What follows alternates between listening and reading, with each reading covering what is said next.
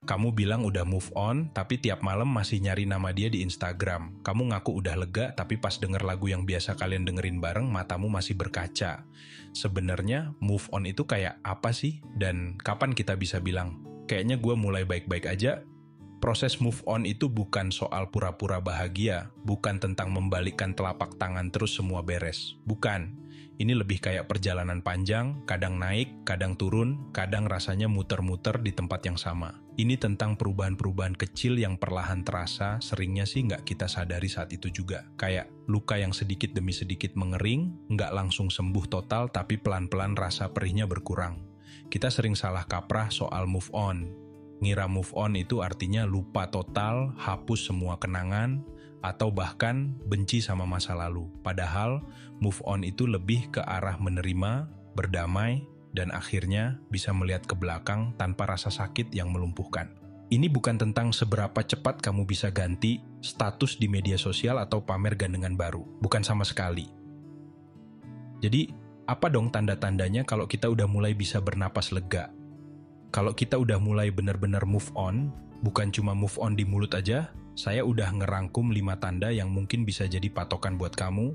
5 tanda ini bukan checklist yang kaku ya, tapi lebih ke arah refleksi diri. Coba kita bedah satu-satu. Tanda pertama, sudah tidak berharap dia balik, melepas genggaman yang menyakitkan. Tanda pertama, dan ini mungkin yang paling berat awalnya, kamu udah nggak lagi ngarep-ngarep dia balik. Udah nggak lagi ngecek last scene WhatsApp-nya tiap 5 menit, nggak lagi mikir, gimana ya caranya biar dia nyesel terus ngajak balikan? Udah nggak ada lagi tuh skenario-skenario di kepala kalau tiba-tiba dia muncul di depan pintu bawa bunga sambil minta maaf. Dulu, mungkin setiap notifikasi HP bikin jantung deg-degan, berharap itu dari dia. Setiap ada teman yang cerita soal dia, telinga langsung siaga, antena langsung naik. Kamu mungkin masih sering mimpiin skenario-skenario indah kalau kalian balikan, atau bahkan sekadar chat basa-basi darinya sudah cukup bikin kamu senyum-senyum sendiri seharian. Kamu mungkin masih menyimpan barang-barang pemberiannya, berharap suatu saat bisa jadi alasan buat ketemu lagi. Kamu mungkin masih sering lewat jalan yang dulu sering kalian lewati, berharap kebetulan papasan. Tapi sekarang, notifikasi ya notifikasi aja. Ada kabar soal dia, ya udah, sekadar tahu.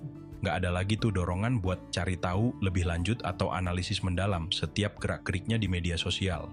Kamu nggak lagi sengaja dengerin lagu-lagu sedih yang mengingatkan kamu sama dia atau nonton ulang film yang dulu kalian tonton bareng sambil nangis-nangis. Kamu udah bisa lihat fotonya tanpa merasa ada yang nyubit hati. Ingat nggak sih, dulu kalau ada yang bilang, udah, lupain aja cari yang lain. Rasanya pengen teriak, nggak segampang itu. Karena harapan itu kayak benalu, nempel erat, susah dilepas. Kayak pasir hisap, makin kamu berontak, makin kamu tenggelam. Harapan itu di satu sisi bisa jadi penyemangat. Tapi kalau harapannya ke orang yang jelas-jelas udah nggak mau sama kita lagi, atau ke situasi yang udah nggak mungkin kembali, harapan itu berubah jadi racun. Pelan-pelan menggerogoti kewarasan kita. Tapi pelan-pelan, kamu sadar, menggenggam harapan itu lebih sakit daripada melepaskannya. Kayak genggam bara api, makin digenggam makin panas, makin luka. Melepaskan harapan itu bukan berarti kamu kalah. Justru itu kemenangan besar buat dirimu sendiri. Kamu memilih untuk menyelamatkan hatimu. Analogi yang sering saya pakai itu kayak melepas balon harapan.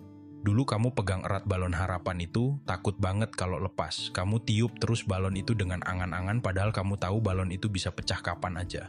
Tapi sekarang kamu sadar balon itu lebih indah kalau dibiarin terbang bebas. Dan tanganmu jadi lebih ringan buat meraih hal-hal baru, buat megang hal-hal yang lebih nyata dan lebih pasti. Kamu nggak lagi terpaku menatap langit, menunggu balon itu kembali, karena kamu tahu ada banyak hal indah di daratan yang menunggu untuk kamu jelajahi.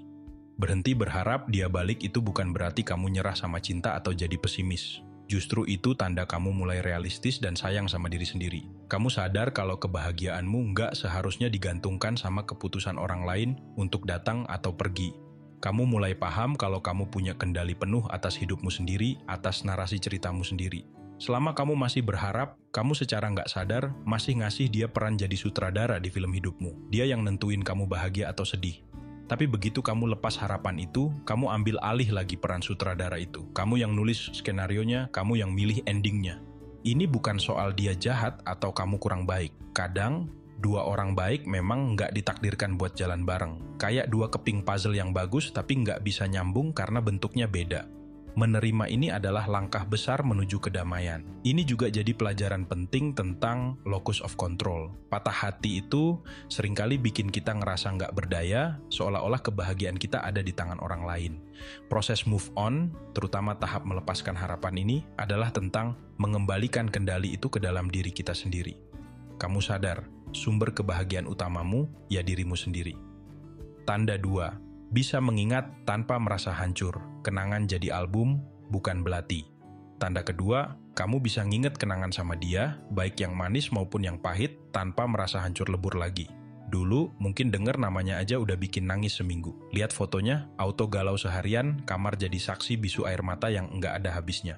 Setiap sudut kota, setiap lagu, setiap makanan, semuanya kayak pemicu bom waktu kenangan yang siap meledak kapan aja. Mungkin kamu lagi dengerin radio di mobil atau lagi ngopi di kafe, terus keputer lagu favorit kalian. Dulu pasti langsung ganti channel sambil nahan air mata atau buru-buru bayar terus cabut dari kafe itu. Dada rasanya sesak, pikiran langsung melayang ke masa-masa indah bersamanya. Sekarang, kamu mungkin senyum tipis, oh lagu ini, terus ya udah, lanjut aktivitas lagi. Nggak ada drama, nggak ada badai di hati. Mungkin ada sedikit rasa nostalgia, tapi nggak sampai bikin kamu pengen meringkuk di bawah selimut seharian. Atau pas lagi nongkrong sama teman-teman, ada yang nyeletuk, inget nggak dulu si X pernah bla bla bla?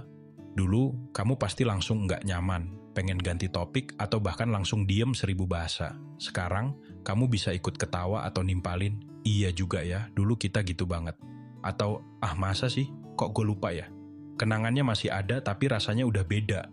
Udah nggak ada lagi tuh rasa sesak di dada, nggak ada lagi pertanyaan kenapa harus berakhir yang menghantui. Kenangan itu udah nggak lagi punya kekuatan buat nyakitin kamu. Ini penting banget, karena move on itu bukan berarti amnesia. Bukan berarti kamu harus hapus semua file foto dia, blokir semua kontaknya, walaupun di awal-awal ini kadang perlu, atau bakar semua barang pemberiannya. Kenangan itu bagian dari hidup. Dia pernah jadi bagian penting, dan itu fakta yang nggak bisa diubah.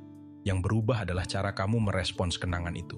Kenangan itu kayak bekas luka. Dulu pas masih baru, kesenggol dikit aja perihnya minta ampun. Jangankan kesenggol, dilihat aja udah ngilu. Tapi seiring waktu, dengan perawatan yang benar, lukanya kering jadi bekas. Bekasnya mungkin nggak akan pernah hilang sepenuhnya, tapi udah nggak sakit lagi kalau disentuh. Malah jadi pengingat kalau kamu pernah jatuh, tapi berhasil bangkit lagi. Jadi pengingat kalau kamu lebih kuat dari yang kamu kira. Bisa mengingat tanpa hancur itu bukan berarti kamu jadi orang yang nggak punya perasaan atau hatimu jadi sekeras batu.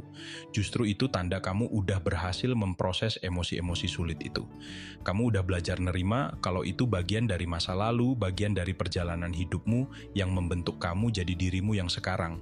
Kenangan itu nggak perlu dihapus, cukup ditaruh di album yang benar, bukan di halaman depan hidupmu setiap hari. Kamu bisa buka album itu sesekali, lihat-lihat sebentar, terus tutup lagi, dan lanjutin hidupmu yang sekarang. Kalau dulu kamu melihat kenangan sebagai bukti kegagalan, sebagai monumen rasa sakit, sekarang kamu melihatnya sebagai pelajaran. Oh, dari dia aku belajar tentang pentingnya komunikasi. Atau, dari hubungan itu aku jadi tahu apa yang aku cari dan nggak cari dari seorang pasangan. Atau bahkan, berkat putus dari dia, aku jadi punya waktu buat ngejar mimpiku yang sempat tertunda. Ini namanya reframing kognitif. Kamu mengubah cara pandangmu terhadap pengalaman yang sama. Pengalaman yang dulu kamu anggap sumber penderitaan, sekarang bisa kamu lihat sebagai sumber pembelajaran atau setidaknya sesuatu yang netral. Ini tanda kematangan emosional yang luar biasa. Ini juga nunjukin betapa hebatnya kemampuan kita buat beradaptasi dan mengubah narasi pribadi kita. Kita nggak terjebak selamanya oleh interpretasi awal sebuah peristiwa. Jadi, kalau kamu udah bisa senyum-senyum sendiri nginget kelakuan konyol kalian dulu tanpa ada embel-embel nyesek, selamat. Kamu udah naik level. Tanda 3. Mulai fokus ke diri sendiri dan mimpi yang sempat ditunda, membangun kembali kerajaanmu. Tanda ketiga, energimu udah nggak habis buat mikirin dia lagi. Pikiranmu nggak lagi didominasi sama pertanyaan-pertanyaan kayak, dia lagi apa ya? Sama siapa? Kangen nggak ya sama aku? Sekarang, fokusmu balik ke diri sendiri. Ke hal-hal yang kamu suka, ke mimpi-mimpi yang mungkin dulu sempat kamu kesampingkan karena terlalu sibuk sama hubungan, atau karena hubungan itu sendiri yang ngebatasin kamu. Dulu, mungkin setiap keputusan kecil selalu mikir, dia suka nggak ya? Nanti dia marah nggak ya kalau aku begini? enaknya pakai baju apa ya biar dia seneng. Sekarang, kamu bebas nentuin apa yang kamu mau. Mau potong rambut model baru yang drastis, gas. Mau ikut kursus masak bahasa asing atau coding yang udah lama kamu incar, langsung daftar. Mau solo traveling ke tempat yang belum pernah kamu datengin? Kenapa enggak? Kamu mulai sadar kalau pendapatmu tentang dirimu sendiri itu yang paling penting. Mungkin dulu kamu punya hobi yang terbengkalai, misalnya. Dulu suka ngelukis tapi karena pacaran jadi nggak sempet. Atau suka nulis, tapi idenya mentok karena patah hati. Sekarang, kamu mulai semangat lagi buat ngejar itu semua. Kamu mulai merawat diri, bukan buat bikin dia nyesel atau pengen dia balik, tapi karena kamu sadar kamu berharga dan layak mendapatkan yang terbaik dari dirimu sendiri. Kamu olahraga, makan sehat, tidur cukup. Kamu baca buku-buku yang nambah wawasan, kamu dengerin podcast yang inspiratif. Kamu mulai berinvestasi lagi ke dirimu sendiri. Patah hati itu seringkali menguras energi kita. Kita jadi nggak mood ngapa-ngapain, malas ketemu orang, produktivitas menurun. Tapi begitu kamu mulai move on, energi itu kayak balik lagi, bahkan mungkin lebih besar. Karena energi yang tadinya habis buat mikirin dia, buat galau, buat nangis, sekarang bisa kamu alihkan buat hal-hal yang positif dan produktif. Ini kayak membangun kembali kerajaanmu. Setelah badai, putus cinta, merusak sebagian kerajaanmu, sekarang kamu mulai jadi arsitek lagi. Kamu tata ulang puing-puingnya, kamu bangun lagi pilar-pilarnya, bahkan mungkin kamu tambahin taman baru yang lebih indah, atau perpustakaan yang lebih lengkap. Kerajaan ini adalah dirimu, dan kamulah penguasanya. Kamu yang nentuin mau sebagus apa kerajaanmu ini. Fokus ke diri sendiri itu bukan egois, ya.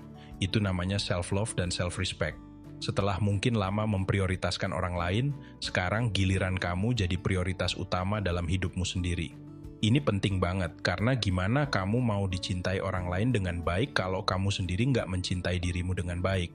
Gimana kamu mau dihargai orang lain kalau kamu sendiri nggak menghargai dirimu? Kadang patah hati itu justru jadi tendangan yang kita butuhkan buat sadar potensi diri. Banyak orang menemukan passion baru, meraih prestasi luar biasa, atau bahkan jadi versi diri yang jauh lebih baik setelah melewati fase ini. Kehilangan bisa jadi katalis untuk penemuan diri dan realisasi potensi yang belum tergali. Energi yang tadinya tercurah ke hubungan kini menganggur.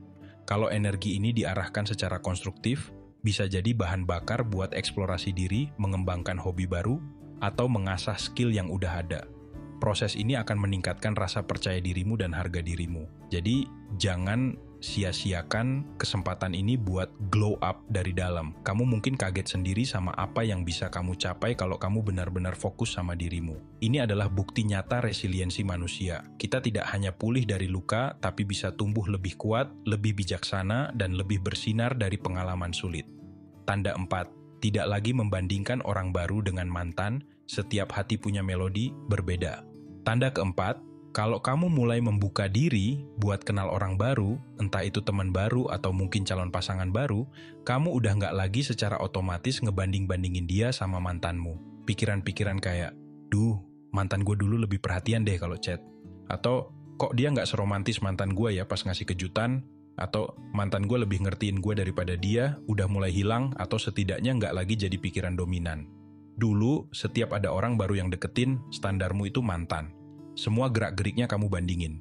Cara dia ngomong, cara dia ketawa, cara dia memperlakukanmu, semuanya kamu cocokin sama template mantan. Kalau ada yang beda sedikit, langsung dicap nggak lebih baik dari mantan atau nggak selevel sama mantan. Akibatnya, ya susah nemu yang cocok, karena kamu bukan nyari orang baru yang autentik, tapi kamu nyari fotokopian mantan, atau bahkan versi upgrade dari mantan. Padahal, setiap orang itu unik. Sekarang, kamu bisa ngelihat orang baru sebagai individu yang utuh, dengan kelebihan dan kekurangannya sendiri. Kamu bisa menghargai cara dia nunjukin perhatian meskipun beda sama caramu dulu diperhatiin mantan. Mungkin mantanmu dulu tipe yang suka ngasih hadiah mahal, sementara orang baru ini lebih suka ngasih waktunya buat dengerin ceritamu. Dulu kamu mungkin mikir, kok pelit banget sih? Sekarang kamu bisa ngeliat, oh cara dia nunjukin sayangnya beda tapi sama tulusnya.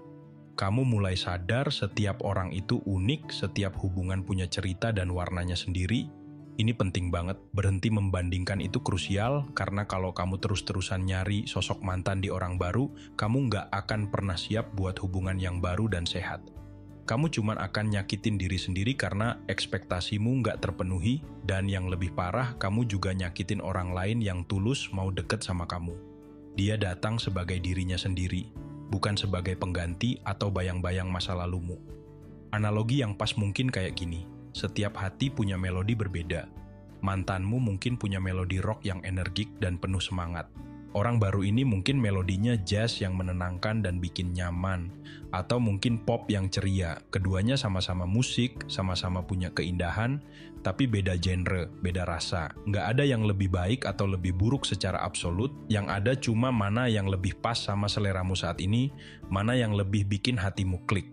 Kalau kamu terus-terusan nyari melodi rock di musik jazz, ya nggak akan ketemu. Ini juga tanda kamu udah mulai sembuh dari idealisasi masa lalu. Kamu sadar kalau mantanmu juga manusia biasa, punya kekurangan, dan hubungan kalian berakhir karena memang ada alasan yang jelas, bukan cuma karena takdir jahat. Jadi, nggak ada gunanya lagi ngejadiin dia standar emas buat semua orang yang datang ke hidupmu. Kamu mulai bisa melihat orang baru apa adanya tanpa filter masa lalu. Berhenti membandingkan ini menandakan pergeseran dari pola pikir yang berorientasi ke masa lalu, past-oriented thinking, menjadi pola pikir yang lebih fokus ke masa kini dan masa depan, present, future-oriented thinking. Ini juga nunjukin kapasitasmu untuk diferensiasi emosional, kemampuan buat ngelihat orang lain sebagai individu yang terpisah dengan kualitas unik mereka sendiri, bukan cuma sebagai proyeksi dari pengalaman atau harapan masa lalumu. Ini adalah keterampilan hubungan yang sangat penting, bukan cuma setelah putus cinta, tapi dalam setiap interaksi kita dengan orang lain. Ini tentang menghargai keunikan setiap individu yang kita temui. Tanda 5. Bisa cerita soal hubungan tanpa menyalahkan siapa-siapa, dewasa dalam menerima takdir. Dan tanda kelima yang menurut saya paling nunjukin kedewasaan emosional seseorang setelah patah hati, kamu bisa cerita soal hubunganmu yang dulu tanpa drama berlebihan, tanpa nyalah-nyalahin mantan habis-habisan, atau sebaliknya, tanpa nyalahin diri sendiri secara membabi buta sampai merasa jadi orang paling gagal sedunia. Dulu, kalau ada yang nanya kenapa putus, atau sekadar topik obrolan nyerempet ke mantan, mungkin ceritamu penuh emosi yang meluap-luap. Penuh tuduhan, dia tuh egois banget, nggak pernah ngertiin aku. Atau dia selingkuh, dasar nggak tahu diri. Atau sebaliknya, kamu malah menyalahkan dirimu sendiri. Salah gue sih terlalu baik, terlalu naif, makanya dimanfaatin. Atau coba dulu gue lebih begini, pasti nggak akan putus. Isinya cuma menyalahkan, entah dia atau diri sendiri. Nada bicaramu mungkin masih tinggi, matamu berkaca-kaca, atau bahkan kamu jadi defensif. Sekarang, kalau ada yang nanya, atau kalaupun kamu sendiri yang mau cerita, mungkin sebagai pelajaran buat orang lain, kamu bisa jawab dengan lebih tenang, lebih objektif. Ya, emang udah nggak sejalan aja, kita punya andil masing-masing kenapa akhirnya pisah. Ada banyak perbedaan yang ternyata nggak bisa dikompromiin lagi. Atau, dulu kita sama-sama belum dewasa, banyak salah paham, ada pelajaran penting yang bisa aku ambil dari situ. Kamu bisa ngelihat gambaran besarnya, bukan cuma fokus ke siapa yang salah dan siapa yang benar. Kamu bisa mengakui kalau dalam setiap perpisahan, hampir selalu ada kontribusi dari kedua belah pihak, sekecil apapun itu. Ini bukan berarti kamu membenarkan perlakuan buruk. Kalau memang ada ya, misalnya perselingkuhan atau kekerasan. Bukan berarti kamu jadi lupa sama rasa sakitnya. Tapi kamu udah sampai di titik di mana kamu nggak lagi butuh kambing hitam buat merasa lebih baik. Kamu nggak lagi butuh validasi dari orang lain kalau dialah yang salah dan kamu yang benar. Kamu udah bisa berdamai dengan kenyataan kalau kadang, sekeras apapun diusahain, ada hal-hal yang memang nggak bisa dipaksain. Ada hubungan yang memang harus berakhir, bukan karena salah satu pihak jahat, tapi karena memang sudah tidak cocok atau tidak sehat lagi untuk dilanjutkan. Ini juga tanda kamu udah bisa mengambil tanggung jawab atas peranmu dalam hubungan itu, tanpa terjebak dalam rasa bersalah yang nggak produktif. Kamu belajar dari kesalahanmu, kamu belajar dari pengalaman itu, dan kamu siap melangkah dengan lebih bijak di hubunganmu selanjutnya, atau dalam menjalani hidupmu secara keseluruhan. Kamu sudah bisa memaafkan dia, dan yang lebih penting memaafkan dirimu sendiri. Analogi yang cocok mungkin seperti melihat peta perjalanan. Hubungan itu kayak perjalanan panjang. Kadang ada jalan buntu, kadang ada persimpangan yang maksa kita pisah jalur. Dulu kamu mungkin cuma fokus ke kenapa jalannya buntu di sini. Ini pasti salah dia yang salah baca peta, atau salah aku yang nggak mau dengerin dia. Sekarang kamu bisa lihat keseluruhan peta perjalanannya. Kamu bisa lihat, oh ternyata kita belok di sini karena ini, pisah di sana karena itu. Ada pemahaman yang lebih utuh, ada penerimaan yang lebih lapang. Kamu nggak lagi terjebak di satu titik kemacetan, tapi kamu sudah melihat keseluruhan rute dan bahkan sudah merencanakan rute baru. Kemampuan bercerita tanpa menyalahkan ini menunjukkan kalau kamu sudah mencapai regulasi emosi yang baik dan sudah melakukan cognitive reappraisal. Artinya, kamu nggak lagi dikuasai oleh emosi primer seperti marah atau sedih yang berlebihan saat mengenang masa lalu. Kamu sudah bisa melihatnya dari perspektif yang lebih matang, lebih terintegrasi, dan lebih netral. Ini adalah salah satu puncak dari proses penerimaan. Ini adalah keterampilan hidup yang sangat berharga, yaitu kemampuan untuk merefleksikan kegagalan atau pengalaman sulit tanpa terjebak dalam kepahitan atau menyalahkan, melainkan mengambil pelajaran untuk masa depan yang lebih baik. Jadi, kalau kita ngomongin move on, ini penting banget buat diingat. Move on itu bukan lomba lari, bukan adu cepat siapa yang bisa pamer pacar baru duluan di Instagram, bukan juga soal seberapa cepat kamu bisa bilang, aku udah nggak apa-apa. Padahal, hatimu masih remuk redam dan tiap malam masih nangis diem-diem. Nggak ada standar waktu ideal buat move on. Ada yang butuh berbulan-bulan, ada yang butuh bertahun-tahun, dan itu semua wajar. Proses setiap orang itu unik kayak sidik jari, nggak perlu minder kalau temenmu udah ganti pacar 3 kali sementara kamu masih nyaman sendiri atau masih dalam proses menyembuhkan diri. Nggak perlu maksain diri buat kelihatan bahagia kalau memang belum. Tekanan untuk move on dengan cepat seringkali datang dari luar, dari ekspektasi sosial, atau bahkan dari diri sendiri yang nggak sabar pengen lepas dari rasa sakit. Tapi, memahami bahwa move on adalah proses organik dan personal bisa mengurangi tekanan ini. Move on juga bukan berarti kamu harus ngelupain semua kenangan sama dia. Itu mustahil dan nggak perlu juga. Kenangan itu bagian dari dirimu, bagian dari cerita yang membentuk kamu sekarang. Yang penting bukan melupakan, tapi bagaimana kamu menyikapi kenangan itu. Apakah kenangan itu masih jadi belati yang menusuk atau sudah jadi album foto yang bisa kamu lihat dengan senyum tipis. Dan yang paling penting, move on itu bukan tentang secepat apa kamu bisa cari pengganti. Kalau kamu buru-buru cari pacar, baru cuma buat pelarian, cuma buat nutupin luka yang masih menganga, yang ada malah nambah masalah baru. Kamu belum sembuh, udah nyakitin orang lain atau malah nyakitin diri sendiri lagi karena hubungan yang baru nggak berjalan baik. Itu kayak numpuk perban baru di atas luka yang masih infeksi. Nggak akan sembuh, malah makin parah. Proses move on itu lebih kayak ngerawat luka sampai sembuh total. Butuh dibersihin, diobatin, diperban, kadang masih nyut-nyutan, kadang gatel pas mau sembuh. Nggak bisa dipaksa langsung kering dalam semalam. Atau kayak ngebangun rumah yang kena gempa. Pondasinya harus dikuatin lagi, temboknya dibangun ulang satu-satu, pelan-pelan. Butuh kesabaran, butuh ketelatenan, butuh kasih sayang sama diri sendiri. Intinya, move on itu adalah tentang bagaimana kamu akhirnya bisa berdamai dengan apa yang sudah terjadi. Menerima kalau cerita kalian memang sudah selesai. Memaafkan, bukan cuma dia, tapi juga diri sendiri atas segala peran dan kesalahan yang mungkin pernah dibuat.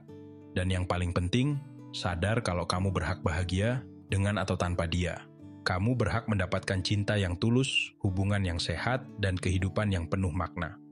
Memahami ini adalah inti dari move on yang sejati yang membawa pada penyembuhan yang lebih mendalam dan berkelanjutan, bukan sekadar move on yang superficial. Pada akhirnya teman-teman, move on itu bukan berarti kamu lupa sama sekali sama dia atau semua yang pernah terjadi. Bekasnya mungkin akan selalu ada, seperti goresan di kanvas hidupmu. Tapi bedanya, kamu berhenti nungguin penjelasan yang mungkin gak akan pernah datang. Kamu berhenti bertanya, kenapa harus begini atau salahku apa? Dan mulai bertanya, apa selanjutnya untukku?